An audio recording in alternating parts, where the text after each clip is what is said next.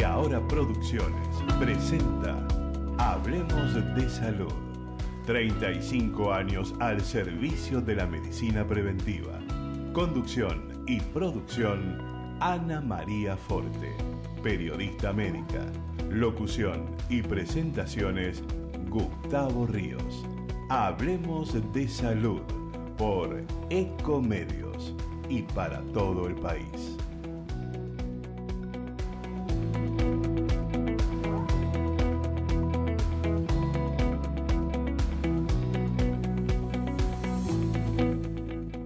Hola, ¿qué tal? ¿Cómo están ustedes? Soy Ana María y los invito a hablar de salud y a escuchar y a aprender. En momentos tan difíciles como estos, nos tenemos que cuidar la salud. No podemos dejar, ¿no es cierto?, de ir, aunque están llenos los hospitales, cuidarnos del dengue, cuidarnos y tratar de limpiar, ¿no es cierto?, de no dejar agua estancada, cuidarnos porque el dengue se va a ir, lamentablemente, cuando venga el frío, porque aparentemente no se puede hacer nada. Entonces tenemos que simplemente cuidarnos. Repelentes no hay, pero no nos debemos quejar. ¿Saben por qué? Porque de esta también vamos a salir. Bien, les comento, programa de lujo realmente. Estamos con un gran amigo, el doctor Oscar Rizo, que es neumonólogo de los hospitales Dr. Carlos Udaondo y del Hospital Municipal de Rehabilitación Respiratoria, María Ferrer. Bien, también coordinador del grupo de fibrosis quísticas en adolescentes y adultos, que va a hablar, ¿qué es la fibrosis quística? No se habla mucho y no es porque no hay. Bien, también vamos a estar con Adriana Condori, que es presidenta y fundadora de la Fundación Luz, para hablar del síndrome de Guillain-Barré, que es una enfermedad poco frecuente, poco escuchada y que de eso no se habla. Bien, nos va a hablar, ¿saben dónde vive? En Córdoba, Carlos Paz. Y ya le doy los muy buenos días al doctor Oscar Rizo. ¿Qué tal, Ana María? ¿Cómo estás? Bueno, buenos días también en la audiencia, ¿no? Exactamente, que nos siguen. Vamos, Aramos dijo el mosquito. Vas a hablar acerca de un tema muy importante, ¿no es cierto? Sí. Bueno, la fibrosis quística, que es una enfermedad genética, que yo te diría que hasta hace no mucho tiempo los médicos de adultos no veíamos. Es una enfermedad que primero fue descrita en 1938 por Dorothy Andersen, que era una patóloga. Y como patóloga la describió en autopsias de 4 niños que habían fallecido de una enfermedad que no se conocía en ese momento y que era la fibrosis quística, que se confundía con otras enfermedades del tracto gastrointestinal. Perdóname que te interrumpa, vos acabas de decir que es una enfermedad genética. ¿Qué quisiste decir? Es una enfermedad que es heredada de ambos padres tienen que ser portadores de un gen alterado, que ese gen lo que hace es desarrollar una proteína en el organismo, que esa proteína es un canal de cloro, y que ese canal de cloro es indispensable para que las secreciones, tanto gastrointestinales como respiratorias, tengan la cantidad adecuada de agua y no sean espesas. Al faltar este canal, las secreciones se espesan, y en el páncreas produce una enfermedad pancreática que es la insuficiencia del páncreas. Antiguamente se moría mucha gente porque en el páncreas dicen que no tenía cura. Claro, se moría mucha gente porque en realidad la enfermedad no se conocía, no se sabía cómo tratar. Y si bien se descubrió en 1938 en estas autopsias, hasta 1960, 1970 no pasaban de la edad pediátrica los pacientes. Fallecían a los 10, 12 años. Sí. Primero por complicaciones del páncreas, después por complicaciones respiratorias, y eso fue llevando a entender un poco más la enfermedad. ¿Sabés, Rizo, que yo tenía una amiga que se le murieron los 3 hijos? Claro, porque lo heredan, cada padre tiene un gen anómalo que en él no se manifiesta la enfermedad. Los padres Ajá. son totalmente sanos, pero tienen que tener ambos el gen anómalo, tener una mala suerte de casarse y tener hijos, y uno de cada 4 hijos va a tener una enfermedad. Uno, no de cada 4, es un 25% de probabilidades en cada embarazo de que tenga el niño tenga esa enfermedad. Y esta enfermedad, digamos, empezó afectando el páncreas, con lo cual causaba un grado de desnutrición severa, porque los pacientes no podían absorber grasas adecuadamente, con lo cual perdían peso y se terminaban muriendo con desnutrición. Lo primero que aparecieron fueron entender que la enfermedad afectaba el páncreas, y ahí aparecieron las enzimas pancreáticas, que mejoraron el pronóstico, pero aún así, con el tiempo, ya no era el páncreas los que los comprometía, sino que era el pulmón. Es decir, las mismas dificultades que tenían las secreciones en el páncreas para ser manejadas, las tenían los pacientes en los pulmones. Y esto empieza en el nacimiento. Empieza en el nacimiento ¿Y es fácil y de va progresando. detectar? Bueno, en realidad no lo era, se confundía muchas veces con otras enfermedades, porque los chicos tenían diarreas, tenían trastornos digestivos, después tenían tos, expectoración, hacían bronquitis, hacían neumonías. Común de los chicos, por eso confundía. Hasta que en los años 70 se desarrolló un test que se llama test del sudor, que permitía a través de una determinación sencilla poder determinar si tenían o no esa enfermedad. El test del sudor permite determinar esa enfermedad. Actualmente hay de alguna manera hay un método que es el test de la sangre del talón, que se mide en los niños recién nacidos, que también te permite una detección todavía mucho más precoz que el test del sudor. Así que en este momento la mayor parte de los niños tienen la posibilidad de ser diagnosticados al nacer con esta enfermedad, cosa que es muy importante porque permite planificar adecuadamente el tratamiento. ¿Se considera una enfermedad poco frecuente? Es una enfermedad poco frecuente. En otros países es uno cada 5.000 nacimientos y en Argentina es más o menos uno cada 7.500, cada 7.600 nacimientos. O sea que uno de cada 7.000 nacimientos va a tener la enfermedad. Y si se detecta precozmente, la verdad que es un tema importante. O sea que uno se calcula más o menos que hay 300 nuevos casos por año de esta enfermedad, que ahora se puede detectar con la prueba del talón. Exactamente. Así que en ese sentido eso mejoró.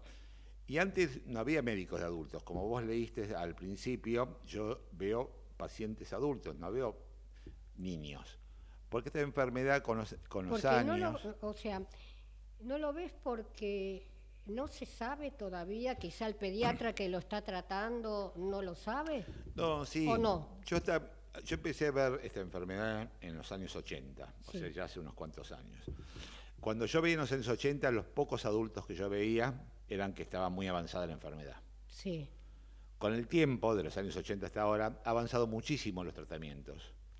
Y estos tratamientos han generado de alguna manera de que la gente viva más. Y como vive más, entonces le permite de alguna manera llegar a la vida adulta. Entonces antes, yo te diría que en los últimos 15 años empezaron a aparecer médicos de adultos que padecían, digamos que podían ver a estos pacientes, porque antes no había prácticamente pacientes. Los pocos que habían, lamentablemente, morían a los 17, 18, 20, 21 años como mucho. Al día de hoy, la sobrevida en los países más desarrollados está superando los 50 años. Y con algunos nuevos tratamientos que después te contaré, es decir, en futuro los niños que nazcan con esta enfermedad en estos años probablemente van a vivir una vida normal como cualquiera de nosotros. Uh-huh. Así que en ese sentido es una enfermedad que va a estar, de alguna manera, va a permitir que sean tratables los niños, cosa que no sucede con todas las enfermedades genéticas. Esta es una de las pocas enfermedades genéticas que está teniendo ya un tratamiento en ese sentido. Ujú. Y, por ejemplo,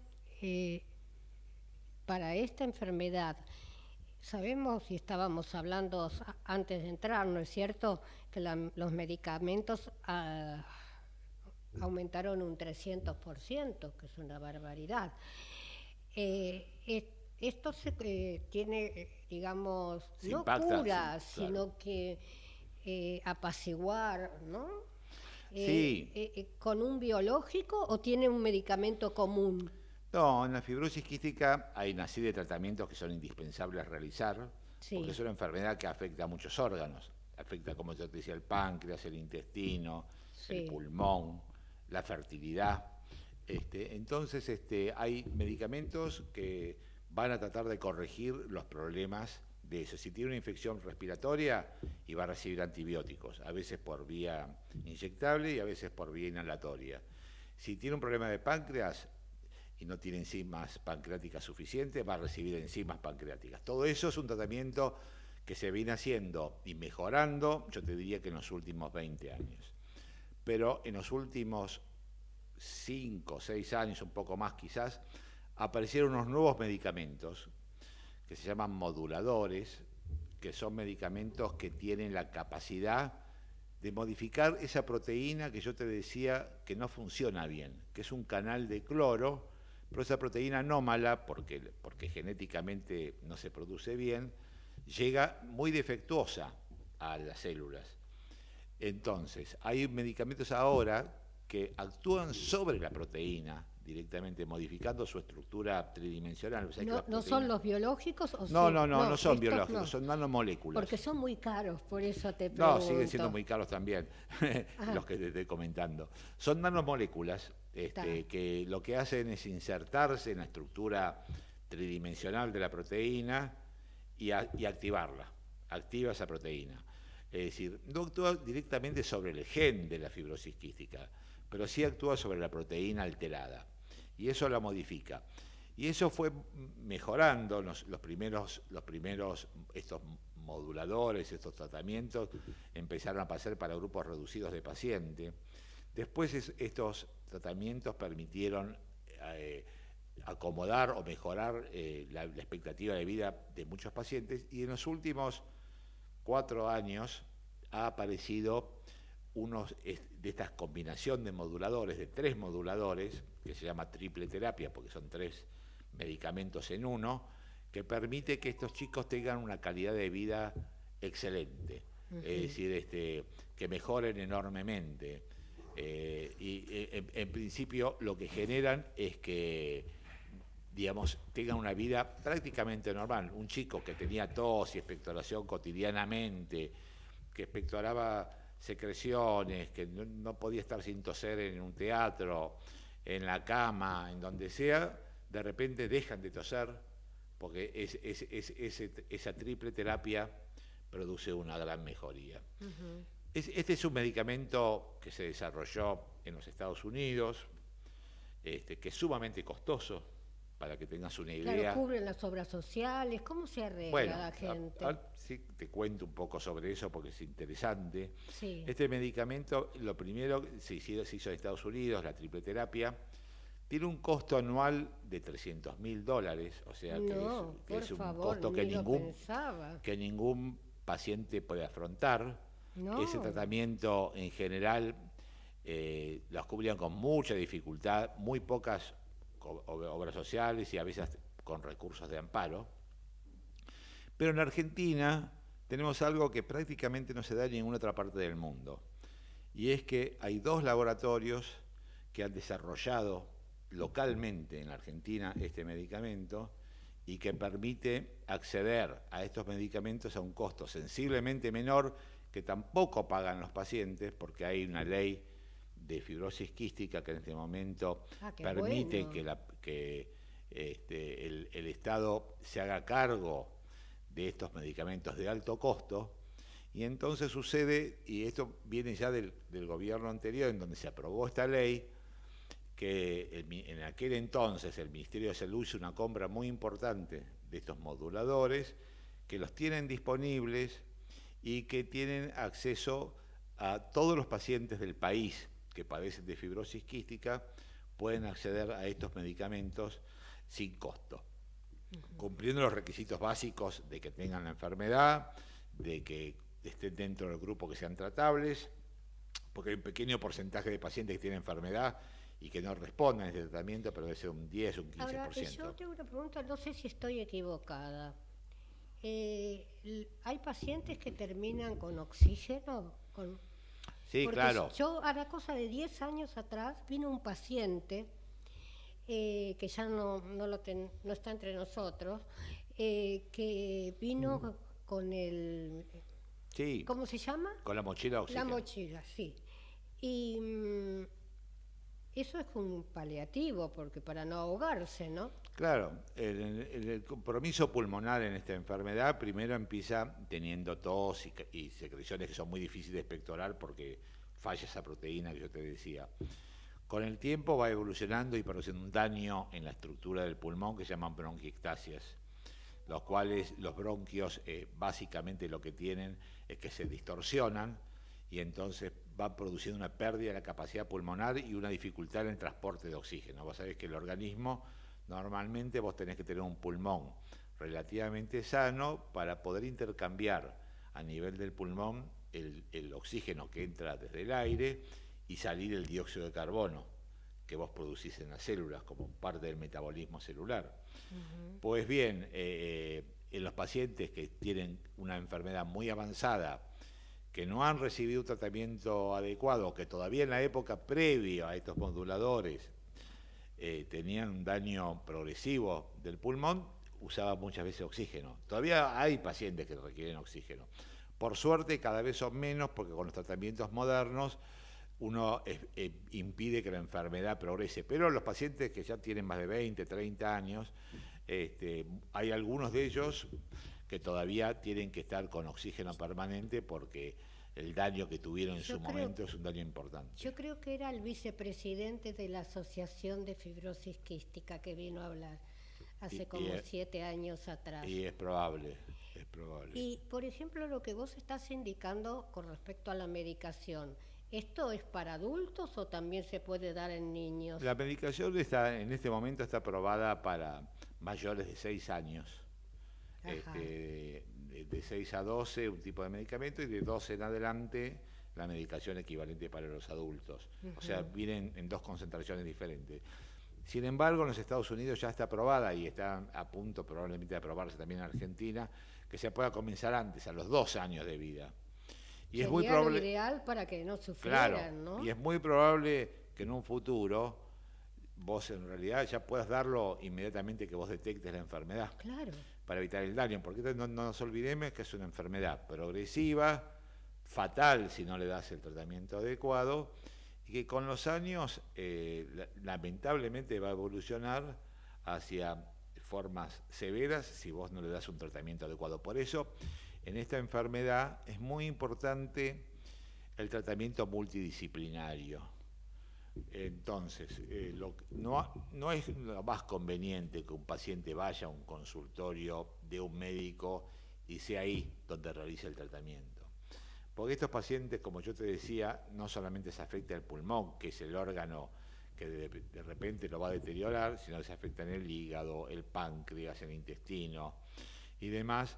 Y esto hace de que estos pacientes tienen que ser tratados por un equipo médico. Entonces, en Buenos Aires y en Argentina en general hay varios centros, algunos son centros pediátricos y otros son centros de adultos, porque ya empieza a haber muchos adultos que tienen esta enfermedad. Y antes no había médicos con experiencia en el manejo de esto. Recién empieza a verlo en los últimos 4, 5, 6 años. Si bien había unos pocos médicos que nos dedicábamos desde hace más tiempo atrás, la cantidad de pacientes alcanzaba y sobraba para esos pocos médicos. Ahora, cada vez, como nuestros tratamientos han mejorado, hay más chances de que la mayor parte de los pacientes pediátricos lleguen a la vida adulta y tengan que ser seguidos por equipos médicos. Entonces hay equipos médicos en pediatría y hay equipos médicos en adultos. Entonces están conformados por neumonólogos, por gastroenterólogos, por hepatólogos, por pancreatólogos, por kinesiólogos, por psicólogos, por psiquiatras. por trabajadoras sociales, que son muy importantes en el Claro, manejo de todo incluso esto. la familia tiene que estar tratada cuanto más la madre, ¿no es cierto? Las familias Y hay que sufrieron, ver quién es el padre o la mamá. los dos quién- ambos padres Ambos padres, llevan un perfecto. gen. Si ambos padres no tienen un gen, no se desarrolla la enfermedad. La enfermedad se desarrolla cuando ambos padres, digamos, sin saberlo, porque no tienen La verdad, ¿no manifestaciones es cierto? clínicas, Hay que sin tener mala saberlo, suerte. tienen un hijo y de eso un 25% de esos niños que nazcan van a tener una enfermedad. Un 50% van a ser portadores sanos y un otro 25% va a ser totalmente sano. Y yo creo, viste, cada uno tiene su pensar y bueno, se respeta, pero yo creo que si yo sé que la madre y el padre seguro que se lo transmiten, es como para no encargar un bebé, ¿no es cierto? Es que no lo saben, porque ellos Por vienen de eso, una vida que sí lo absolutamente saben, normal. lógico. Entonces, muchas veces pasa que en el primer embarazo no se tiene un hijo que no o es portador o no tiene enfermedad, y entonces pueden tener un segundo, un tercero, un O sea cuarto que hijo. ninguno de los dos tiene la enfermedad, pero Son no lo portadores. son portadores. Son portadores de la enfermedad, Claro. pero no la tienen. Y Bien. eso hace que esta es una enfermedad que lamentablemente aparezca cuando ambos padres, sin saberlo, tienen hijos. Pero no hay forma de saberlo, no hay forma de culparlos a ellos por tener Claro. hijos. Y ahora te con esta pregunto, enfermedad. por ejemplo, en cuanto a la medicación, después de tantos años,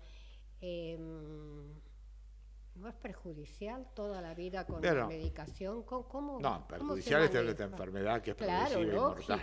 lógico. Eso es perjudicial. La medicación en general es muy bien tolerada. Es un medicamento que está disponible, como te decía yo, en Argentina, que tiene que ser indicado por médicos especializados en esto. No puede ser indicado por un médico clínico que no conozca la enfermedad, porque hay algunas cosas que hay que evaluar previamente. Generalmente todos estos tratamientos se dan en los equipos que hacen fibrosis quística. Ujú. Y bueno, la realidad es que frente a eso, los pacientes han ido mejorando en forma significativa. Yo siempre cuento una anécdota que me contaba una madre que volvía a su casa Ujú. y entonces, claro, como antes de la triple terapia, ¿no? Antes de que aparecieran estos medicamentos milagrosos de alguna manera, que volvía a su casa y cuando entraba a su casa y escuchaba a su hijo toser, estaba aliviado porque sí que su hijo estaba vivo. Tremendo, ¿no? Pero era así. Cuando empezó este tratamiento con estos medicamentos, el chico dejó de toser. En realidad era la chica, era una hija. Dejó de toser. Y entonces la madre al principio entraba en la casa y se asustaba. Subía al cuarto a ver a su hija, a ver si respiraba. Y sí, lo que pasa es que respiraba, pero respiraba bien. No tosía. Claro. Y entonces al final se terminaron acostumbrando. Y a los pacientes les pasa lo mismo.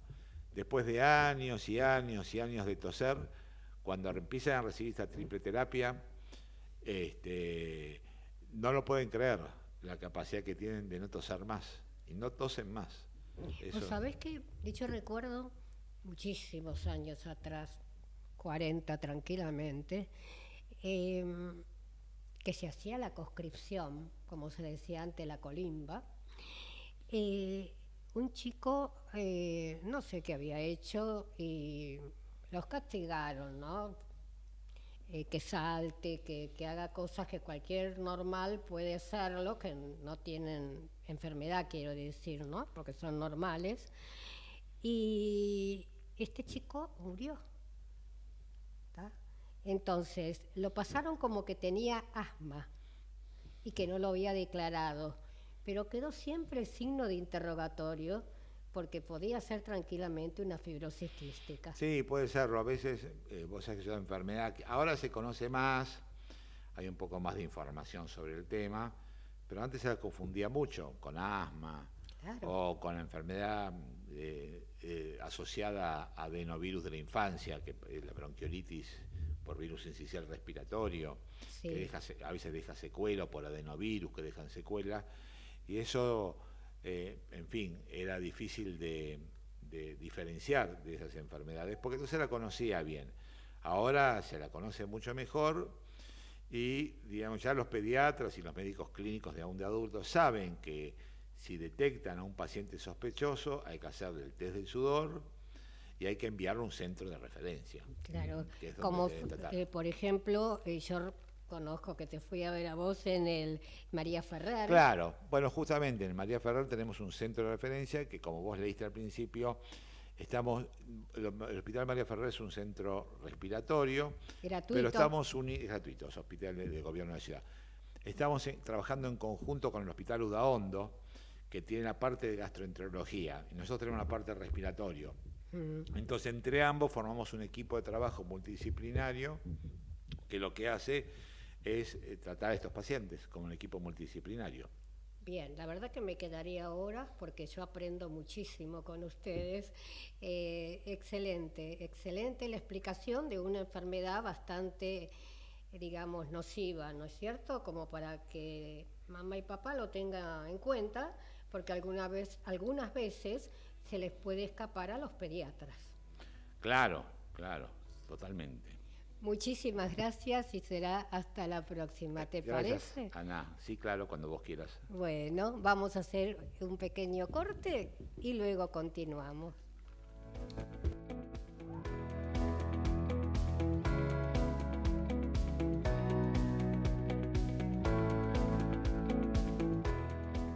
Ecomedios.com AM1220. Estamos con vos. Estamos en vos. American and Merit Hoteles. Primera cadena hotelera argentina. 3, 4 y 5 estrellas. Más de 20 destinos de Argentina y el Cono Sur.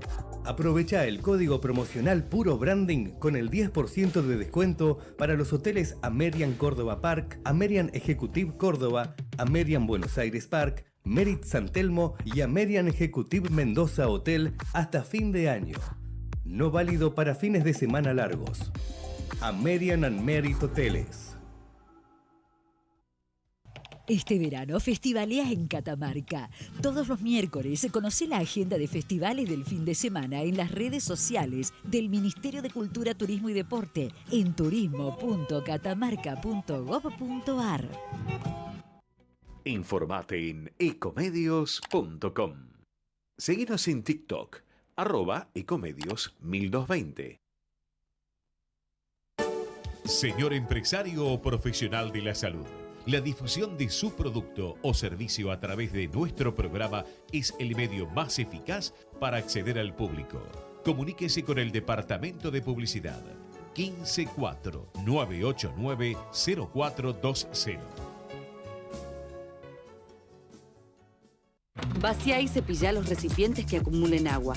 Tira agua hirviendo en desagües y rejillas y coloca mosquiteros.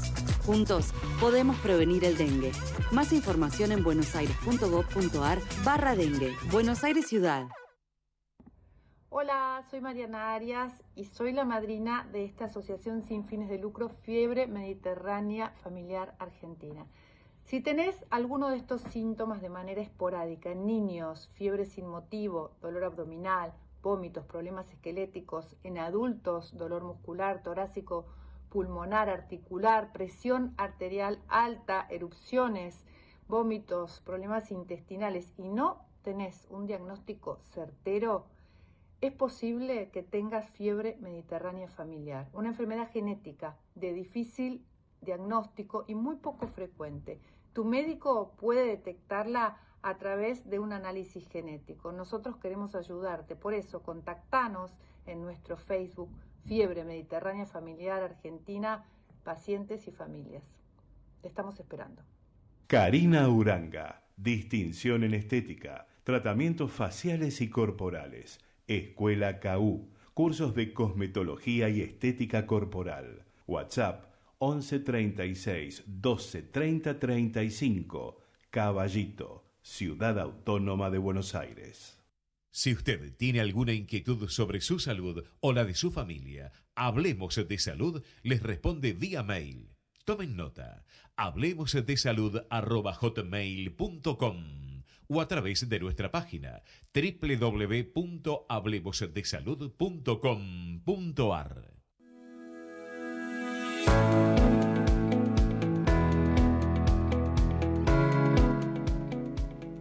Y continuamos con Hablemos de Salud, muy buena la charla que nos dio el doctor Rizzo realmente, ¿no? Hay enfermedades que uno cree que no existen, que son poco frecuentes, pero no, existen. Después vamos a tener un testimonio de una persona que va a hablar acerca de una enfermedad también, ¿no? Que realmente no se conoce, como es el síndrome de Guillain-Barré. Y ya estamos con la doctora ya estamos con la doctora Marisol Toma, neuróloga infantil, coordinadora del equipo de terapias cetogénicas del Hospital Alemán. Y va a hablar de la epilepsia, ¿no es cierto? Tan temido y más por las madres. Muy buenos días, ¿cómo te encontrás? ¿Qué tal, Ana María? Bueno, muy buenos días, muchas gracias por la invitación. Un poco esta invitación tuvo que ver con el 26 de marzo, que hemos conmemorado el Día de la Concientización Mundial acerca de la epilepsia, y bueno, seguimos de alguna manera difundiendo información para que la gente tenga esta información y tenga el paciente un abordaje adecuado. Recién decías muy temida, yo diría que para nuestra población, que es la población pediátrica, no tenemos que temer tanto, sí informarnos, saber que la epilepsia es una condición neurológica crónica, que en la población pediátrica, que es la que yo habitualmente manejo en la consulta diaria, suele ser el pronóstico muy favorable, suele ser una condición con un pronóstico realmente muy alentador, y nuestros pacientes suelen responder excelentemente a los fármacos que suelen ser el tratamiento de primera línea, ¿sí? Yo especialmente me dedico a una parte de esos pacientes que a veces no responden tan bien, pero en la gran mayoría de las consultas el resultado con la intervención adecuada suele ser muy bueno, ¿sí? Hay que sacar ese miedo que la población en general tiene a la epilepsia. La gente con epilepsia, los pacientes con epilepsia, los niños con epilepsia en general, ¿sí? Suelen tener una vida normal, pueden estar escolarizados, pueden hacer actividades deportivas, pueden sociabilizar de forma adecuada, ¿sí?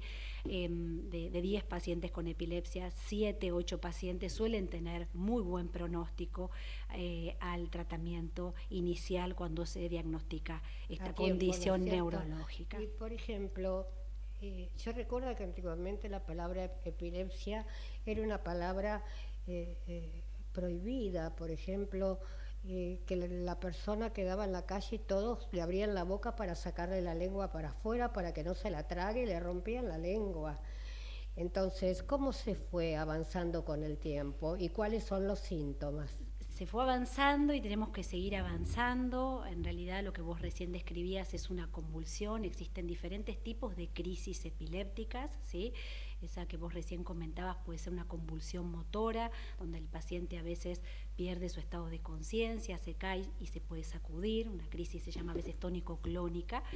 Y en realidad lo que uno tiene que hacer es mantener la calma, asistir al paciente de forma ordenada, ¿sí? Si el paciente está en una posición incómoda, buscar una superficie rígida, colocarlo de cúbito lateral, por si puede vomitar el paciente durante el episodio para que no haya una aspiración a la vía aérea del vómito, no introducir nada en la boca, ninguna mano, ningún pañuelo, la lengua está muy bien afirmada al piso de la boca, no se suele desprender, no suele tragarse la lengua, no suele ocluir la lengua a la vía aérea, así lo que podemos generar si nosotros introducimos algo en la boca del paciente es sí una obstrucción real de la vía aérea y ahí sí estamos generando un problema extra. Para llegar a la convulsión, ¿tiene que pasar algo especial? La epilepsia es una condición neurológica, como decíamos, donde hay una desregularización o un trastorno en una comunicación que tiene que ver entre las neuronas. A veces esa actividad eléctrica que es normal se desestabiliza por diferentes causas y puede aparecer la convulsión. Puede ser por un problema de una ira. No, en realidad ese puede ser un factor que favorece que una persona con epilepsia pueda tener un episodio si está muy estresado, si está deprivado de sueño o si no ha tomado adecuadamente la medicación. En la población pediátrica la causa más frecuente son las epilepsias genéticamente determinadas. Hoy escuchaba que hablamos de fibrosis quística y aparece la palabra genética. Suelen ser autolimitadas las más frecuentes, suelen ser episodios aislados en el tiempo que, como decíamos recién, responden muy bien a la medicación. Y después hay causas secundarias, ¿no? Por ejemplo, si el paciente tiene un tumor en el sistema nervioso, puede tener como manifestación clínica inicial o posterior una convulsión, ¿sí? Pero las crisis epilépticas son varias.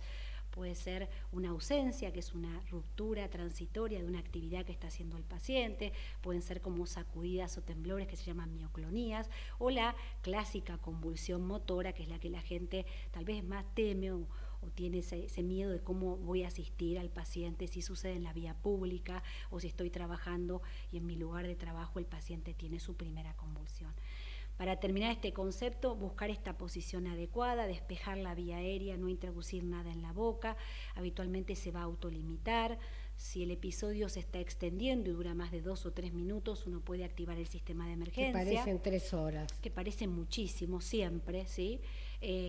Activar el sistema de emergencia para que venga, obviamente, el sistema de salud y, si es necesario, pasar alguna medicación para limitar esa convulsión, ¿sí? Despejar, si el paciente tiene algún cuello cerrado, algún botón, despejar ese botón y entender de que ese momento probablemente sea autolimitado y o solo el paciente se detenga o con medicación podamos sostener esa situación. ¿Es más común en el hombre que en la mujer o viceversa? En realidad en la población pediátrica está un poco repartido según las causas, pero vamos a encontrar síndromes epilépticos tanto en mujeres como en varones.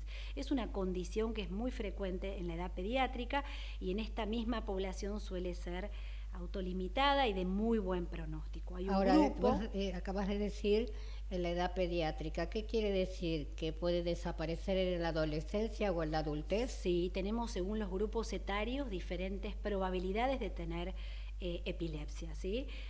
La que tal vez más vemos son las autolimitadas, que antes se llamaban benignas de la infancia, que son crisis que aparecen en niñas o en niños entre los 4, 5, 6 años y que tal vez se presenta como una única crisis a lo largo de toda la vida y con medicación ese episodio no se repite. Y por un desarrollo normal del sistema nervioso, en algún momento estas manifestaciones desaparecen, ¿sí? A veces hasta independientemente del uso de medicación. Después tenemos del adolescente, ¿sí? Hay epilepsias como la epilepsia mioclónica juvenil, que es una epilepsia más de otra población, de otro rango etario, y obviamente aquellas que aparecen en la edad adolescente o infancia tardía y se pueden extender hacia la edad adulta, o sea, puede ser que el paciente continúe. ¿Y se saben las causas?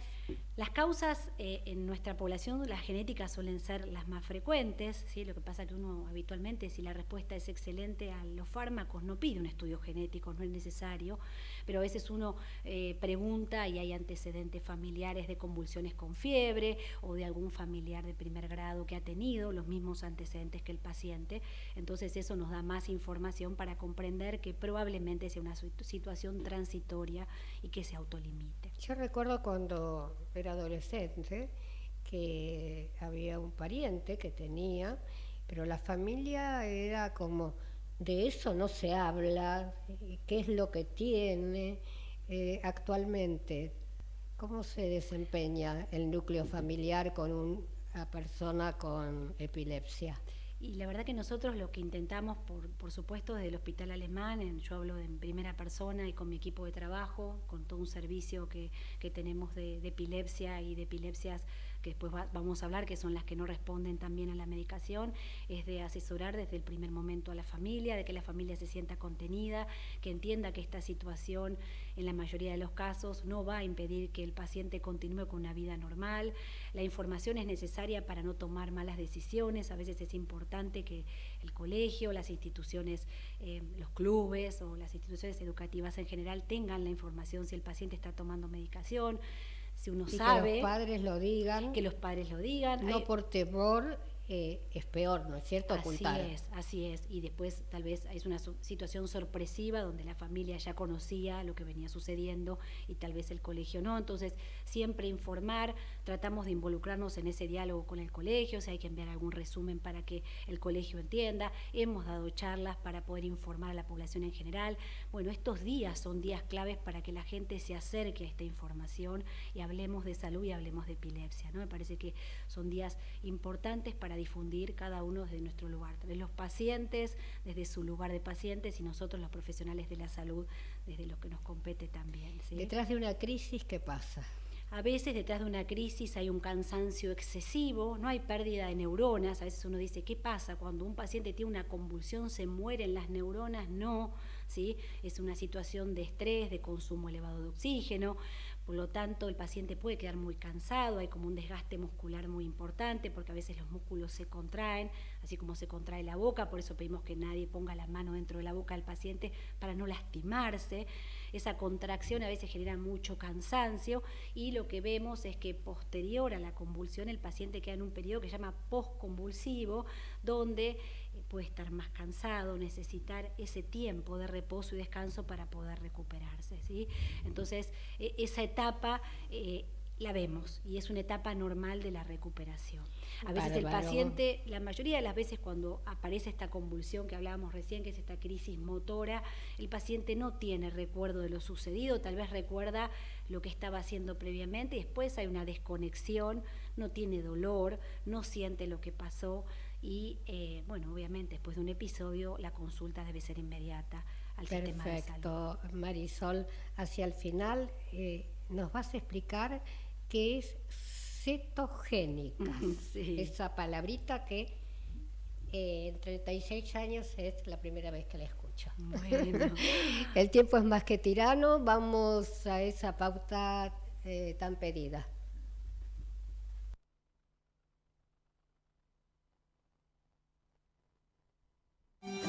El objetivo de Hablemos de Salud es brindarles a través de una calificada información los conocimientos necesarios para la prevención de enfermedades mediante la promoción de la salud. Vacía y cepilla los recipientes que acumulen agua. Tira agua hirviendo en desagües y rejillas y coloca mosquiteros. Juntos podemos prevenir el dengue. Más información en buenosaires.gov.ar/dengue. Buenos Aires Ciudad. Y continuamos con Hablemos de Salud. Estamos ya con Adriana Candori, que ya la presenté. Ella es presidenta y fundadora de la Fundación Luz de Síndrome de Guillain-Barré. Y bueno, estamos lejos, pero muy cerca, ¿no es cierto?, por la tecnología. ¿Qué tal, Adriana? Ya te estoy viendo. Adriana está en Córdoba. Carlos Paz. Hola, buenas tardes. ¿Qué tal, Anita? Es un gusto para mí saludar y estar en este momento contigo. Para mí también, porque lo que vos vas a transmitir va a ayudar a muchísima gente. Y sabemos que los que tenemos un familiar, o tuvimos un familiar, o tenemos una enfermedad poco frecuente, lo difícil que es poder transmitirla. Como que a pocos le interesa algo que no tienen todos. Entonces, contame primero, ¿qué es el síndrome, ¿no es cierto?, de Guillain-Barré? Bueno, lo que acaba de decir es totalmente cierto. Cuando una familia o un individuo no se manifiesta a través de la salud y cree estar sano, normalmente no le presta atención. Pero bueno, el síndrome de Guillain-Barré es descubierto en 1860, ya lleva siglos, con una afección en la cual daña a los nervios periféricos. ¿Me estás escuchando? Sí, perfectamente. Bien. Esto fue descubierto por 2 médicos y por un paciente que se le encuentra que fue inmovilizándose desde los pies y fue ascendiendo. Y ellos son los que lo descubren. Cuando me pasó a mí, que le pasó a mi hija, no sabíamos. ¿Qué edad tenía cuando detectaron el síndrome? 14 años. Ella tenía 14 años, es empezó con los síntomas, que es muy clave los síntomas, porque empieza con una debilidad muscular y casi un 70% comienza de los pies, con síntomas que serían hormigueo, adormecimiento en las pantorrillas, y de ahí es ascendente, así que puede ir y llega hasta la parte del cuello, hasta la parte de deglución. En todos los casos son diferentes formas también de lo que puede adquirir paciente.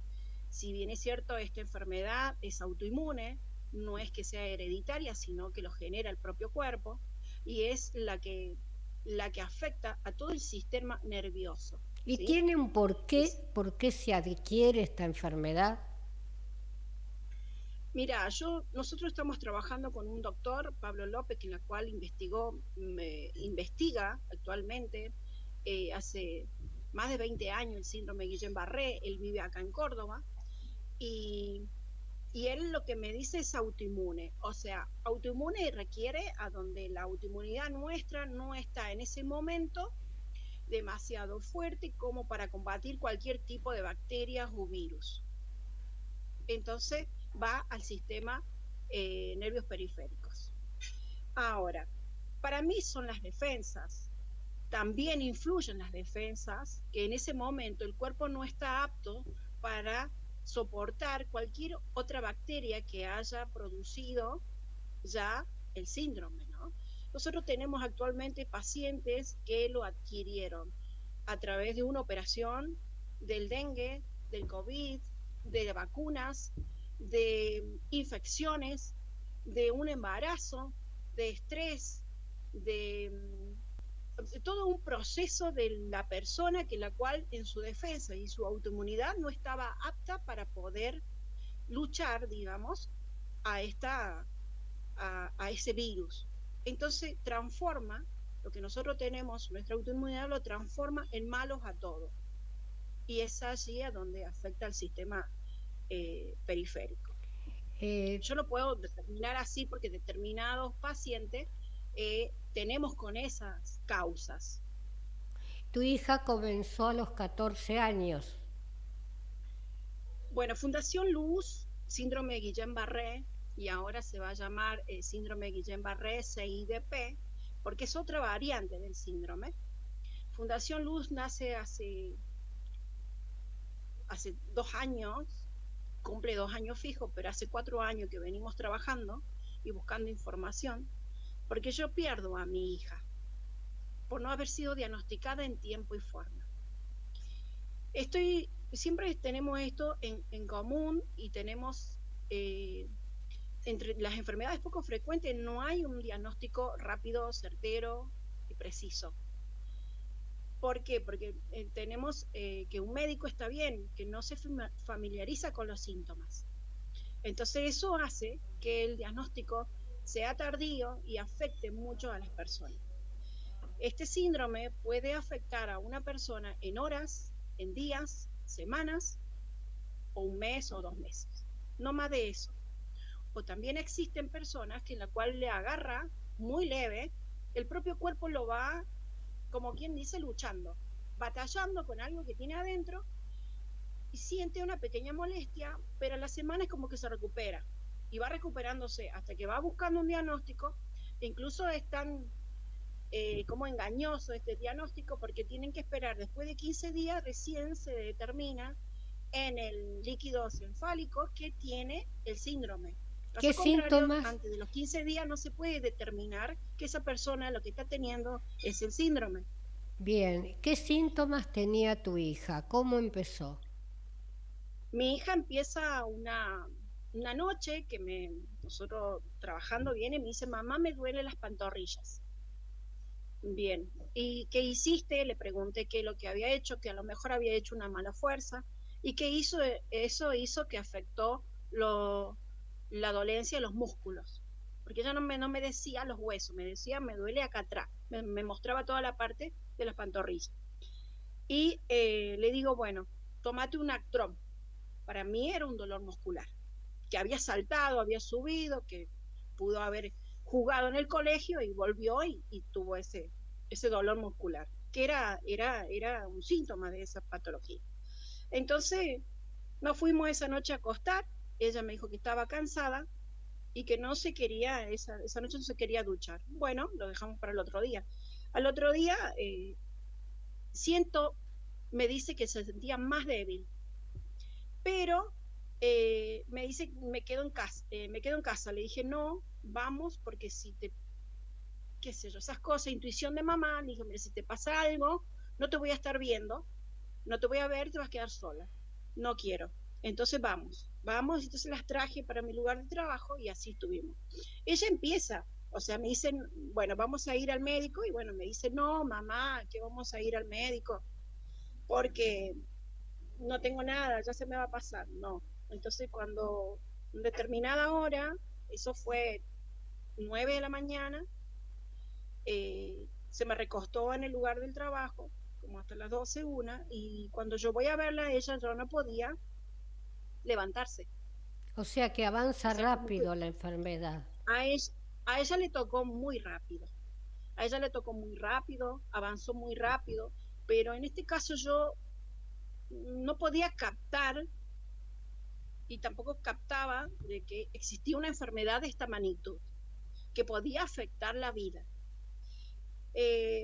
Empecé a llamar a emergencia, que me la trasladen, porque eran 14 años y tenía ya su estatura muy grande, ella aparentaba tener 18 años, o sea, era de estructura grande, porque somos de familias grandotas, y entonces de altura. Y entonces eso hacía que no podía movilizarla sola. Entonces tuve que buscar ayuda, le llamé a la ambulancia, en fin. Pasé por 3 establecimientos y no supieron diagnosticar. Hasta que me llegué al otro día recién a un lugar más complejo, que fue el Hospital de Niños de Córdoba. Apenas ingresa, me dice, lo que está teniendo ella es esto. ¿Y qué es? Dije yo. Claro. Y ahí fue todo el mundo que se me estableció en esa vida, en ese momento, que no podía entender. Uh-huh. Pero así nace Fundación Luz, que es la forma donde yo la llevo, y también poder llegar en cualquier hogar, el que me escuche, el que escuche, y que no le sorprenda como nos sorprendió a nosotros de saber que existe una enfermedad de tal magnitud, y no correr o no buscar alternativas, porque yo la busqué, pero un médico no la sabía.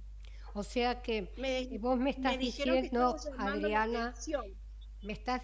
Adriana, que sí, comenzó con pantorrilla y terminó con sí, garganta. Terminó la debilidad muscular en menos de 24 horas, todo. No podía mover.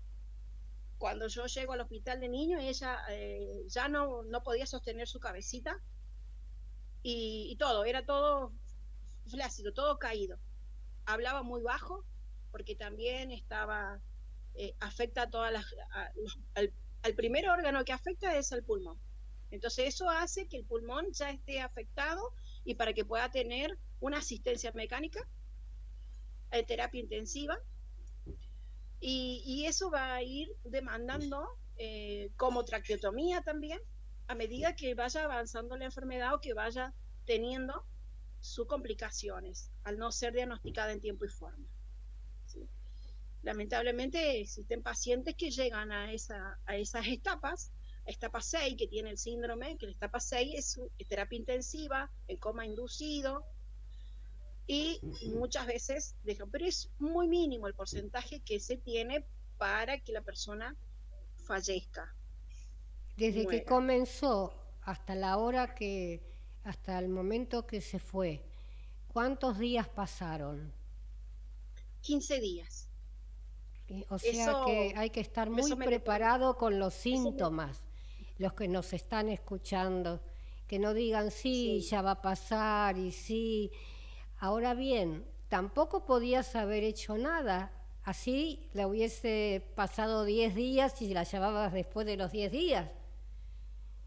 No, o sea, no hay solución. Es bueno tampoco quedarse con un dolor, con un síntoma que no conozcas, o sea, el que debe, el consejo que yo al margen de que puedan escuchar y saber que existen estos tipos de enfermedades que no son cotidianos de ver y que un médico tampoco es algo que todos los días lo agarran a pacientes, sino que son esporádicos.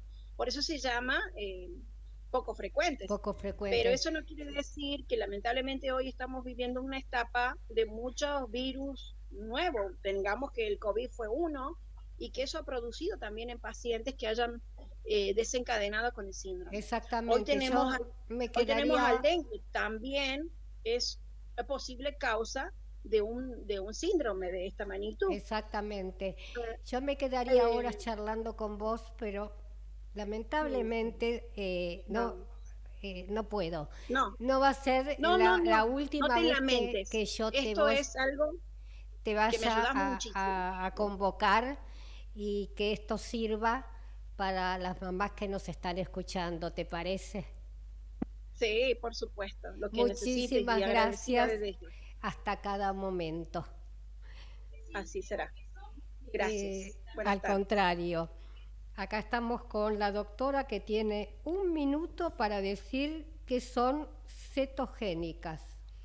Bueno, primero felicitarla a Adriana porque no puedo seguir hablando sin obviamente toda su resiliencia y todo su dolor, cómo lo puedo transformar en una fundación y acompañar a los padres, y es un tema para seguir hablando. Sí, hay mucha información sobre este tipo de enfermedades tan abruptas, agudas, y a veces con esta necesidad de conocer, como dice ella, esta información. Así que les mando un abrazo y gracias por todo lo que está haciendo para estas familias. Respecto a volver a mi tema, difícil después de escuchar a esta mamá, pero es un tratamiento que realmente hoy contamos y que es importante que la gente sepa. Dijimos hoy que la epilepsia suele controlarse en la población pediátrica muy bien, que de cada 10 pacientes, 8 o 9 van a responder muy bien a la medicación, pero va a haber un grupo que va a costar un poquito más y que los fármacos no van a ser tal vez la solución, donde uno tiene que pensar en otras alternativas terapéuticas, y ahí aparece la terapia cetogénica. Perfecto. ¿Sí? Me quedaría horas charlando con vos, pero nos levantan del aire. Vamos a volver. Te agradezco muchísimo el que estuviste en el programa y te voy a invitar para tratar otro tema, que lo hiciste brillante. Con algunas veces tenemos que escuchar, ¿no es cierto?, y ayudar a tanta gente a través de un micrófono no se puede, pero sí que cuente con nosotros, Adriana, con Dori, y bueno, fuerza le sobra. Y gracias por todo lo que estás haciendo, Adriana. Bien, con respecto a la audiencia, recuerden, estamos el próximo jueves en este mismo horario. Chau, chau.